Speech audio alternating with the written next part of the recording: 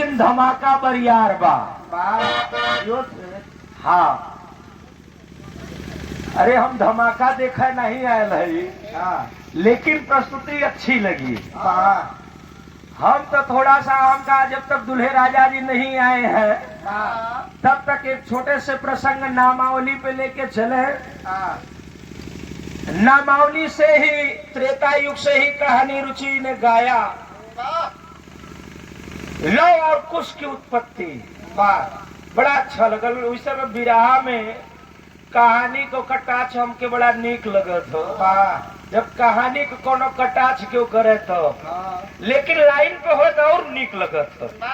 आकाश बाबू लाइन पे रहा तो थोड़ा जमत हो, कम हो। महेश बाबू एंकर वाले, हाँ कुछ कम बार से बढ़ाए तो बेचारों का रोज बेचारे पीटत पीटत परेशान बा है। हाँ कमजोर हो गए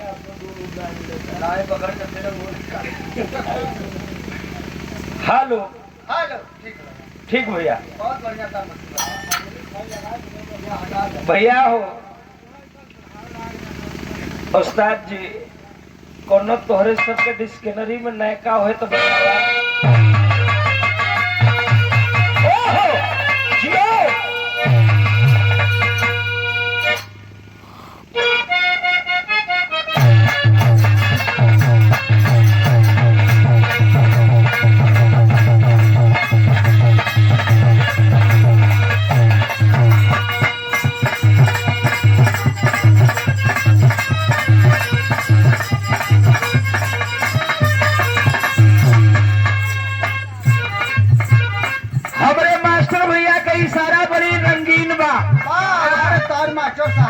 वहां से बड़ा नीक गीत सुन रहे आप लोग, बड़ा बढ़िया सुनला।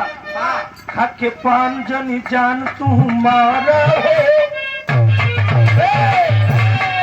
खाके पान जनी जान तू मारा हो, अभी उसला भगवान सुधारा हो।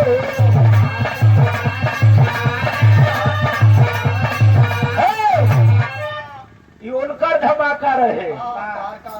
तोहरा न पाटे तन बुलाया दिला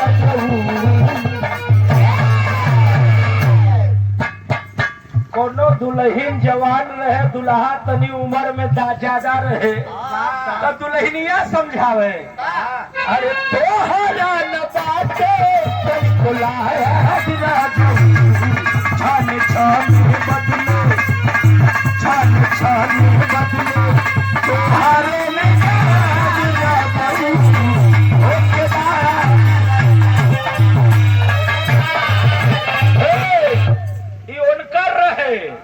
लेकिन शेर पे सवा शेर मास्टर। कोना दुल्हन का बियाह भयल, दुल्हनिया का उम्र तनी कम रहे, दुल्हवा तनी बरियार रहे। धीरज भैया दुल्हवा तनी बरियार रहे और रियाजी पट्टा रहे। तोहरे जैसा सोच चरावत रहे। अरे यार हमरे ऊपर वार मत कर। वो दुल्हवा तनी बरियार रहे तो जब पहुंचे तब दुल्हनिया के परेशान करे। जब दुल्हनिया के परेशान करे तो पहले ही रात दुल्हनिया कुछ समझावत बा। कहे सुना सुना सुना का चीज समझावे। भले शादी करके लैया काज नहीं करे दो,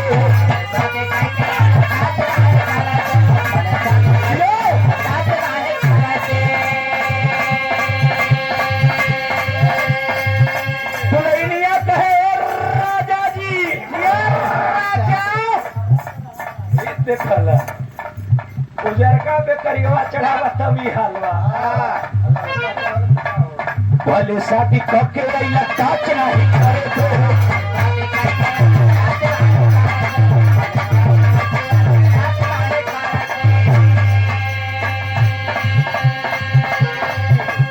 मिलेगा जवाब सबले देह नहीं करे दो।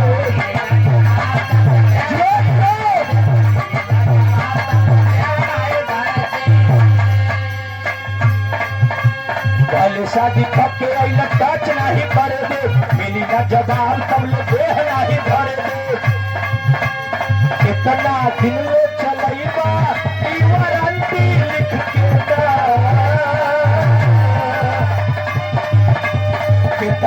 दिन ले चलई दो पहले माला पहिला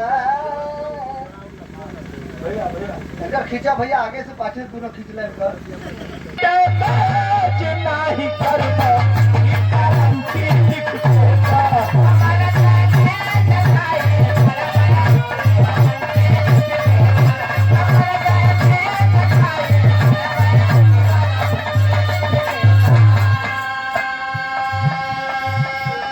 और ये देखे बड़ा ही पावन पुरस्कार आशीर्वाद स्वरूप श्री तौलन राम यादव सिमराग नाथ पुरवा से आप बड़का भैया के तरफ से 101 रुपया के पुरस्कार बार बार चरणों में प्रणाम सकल पंच को सादर पैदगी है।